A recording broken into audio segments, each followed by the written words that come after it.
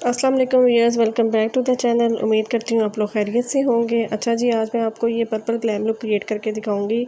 आज की वीडियो बहुत शॉर्ट है, इसलिए आप एंड तक वीडियो को लाजमी देखिएगा, वीडियो को स्किप मत करिएगा। और अगर आप लोगों को ये लुक पसंद आती है तो काइंडली वीडियो को लाइक करें, चैनल को सब्सक्राइब करें। तो चलिए जल्दी से अपनी लुक स्टार्ट करते हैं।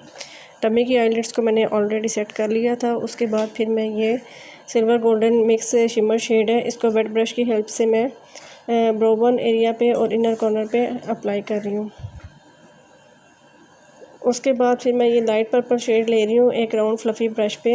इसकी हेल्प से मैं ये पूरी क्रीज पे डिपॉजिट करूँगी शेड को, और उसके बाद फिर इसको लाइट प्रेशर से हम ब्लेंड करेंगे।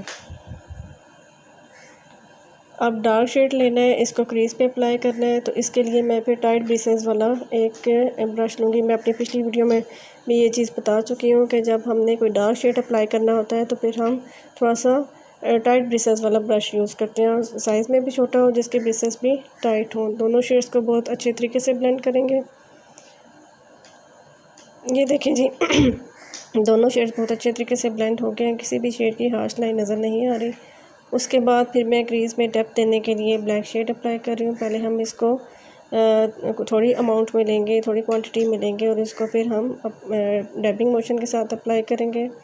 अब इस शेड को मैं ब्लेंड करने के लिए दोबारा से पर्पल शेड अप्लाई किया। दोनों शेड्स को अच्छे तरीके से ब्लेंड कर रही हूँ। ये देखें दोनों शेड्स बहुत अच्छे तरीके से ब्लेंड होंगे। उसके बाद फिर कट क्रीज करेंगे। कट क्रीज के लिए हम कंसीलर अप्लाई करेंगे। कट क्रीज की शेप बहुत नीट एंड क्लीन होनी चाहिए, इससे मेकअप इन्हेंस होता है। अब इस कंसीलर को सेट करने के लिए मैं लूज़ पाउडर अप्लाई कर रही हूँ। आप लोग स्किन कलर का या वाइट कलर का कोई सा भी मैट शेड यूज़ कर सकते हैं। उसके बाद जो शेड मैंने अप्लाई किया था इनर कॉर्नर पे, उसी शेड को मैं पूरी लिड पे अप्लाई कर रही हूँ। शिमर शेड है ये। आउटर कॉर्नर पे डेप्थ देने के लिए मैं दोबारा से ब्लैक शेड अप्लाई कर रही हूँ, और इसको थोड़ा सा बाहर की तरफ ब्लेंड करूँगी। इस ब्लैक शेड को ब्लेंड करने के लिए मैंने दोबारा से पर्पल शेड ली है, और आउटर कॉर्नर पे दोनों शेड्स को अच्छे तरीके से ब्लेंड कर रही हूँ। फिर ब्लैक शेड की लाइन को ख़त्म करने के लिए मैं दोबारा से पर्पल शेड के साथ उसकी ब्लेंडिंग कर रही हूँ, और उसके बाद फिर मैंने सिल्वर कलर के ग्लिटर्स अप्लाई किए हैं। ये देखें ग्लिटर्स कितने अच्छे शाइन कर रहे हैं। उसके बाद फिर लोअर लैश लाइन पे मैं शेड अप्लाई कर रही हूँ। ब्लैक शेड अप्लाई किया है मैंने कट ब्रश की हेल्प से। उसको ब्लेंड करने के लिए मैंने दोबारा से पर्पल शेड लिया है, और एक छोटे से ब्रश से मैं इन दोनों शेड्स को अच्छे तरीके से ब्लेंड कर रही हूँ। उसके बाद फिर जो फॉल आउट हुआ है इसको हम क्लीन करने के लिए एक neat and clean brush use करेंगे। ये लैशेस लग गई हैं।